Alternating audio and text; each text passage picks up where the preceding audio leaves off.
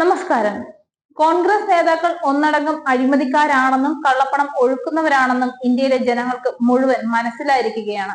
വയനാട്ടിലെയും ചേലക്കരയിലെയും തെരഞ്ഞെടുപ്പ് സമയത്ത് കോൺഗ്രസുകാർ കാട്ടിക്കൂട്ടിയ കൂത്തെല്ലാം ജനങ്ങൾ കണ്ടതുമാണ്.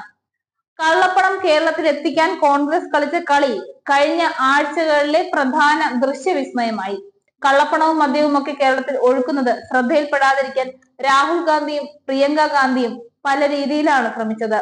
ഈ സാഹചര്യത്തിൽ രാഹുൽ ഗാന്ധി ഉൾപ്പെടെയുള്ള കോൺഗ്രസ് നേതാക്കൾ തെരഞ്ഞെടുപ്പ് കാലയളവിൽ എന്ത് ചെയ്യുന്നു, എങ്ങോട്ട് പോകുന്നു എന്നൊക്കെ നിരീക്ഷിക്കേണ്ട അവസ്ഥയിലാണ് ഇപ്പോൾ തെരഞ്ഞെടുപ്പ് കമ്മീഷൻ.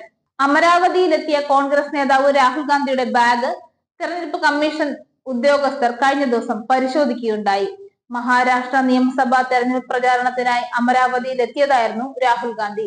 രാഹുൽ ഗാന്ധി വന്നിറങ്ങിയ ഹെലികോപ്റ്ററിന് സമീപം ഉദ്യോഗസ്ഥർ വരുന്നതും ഇതുമായി ബന്ധപ്പെട്ട്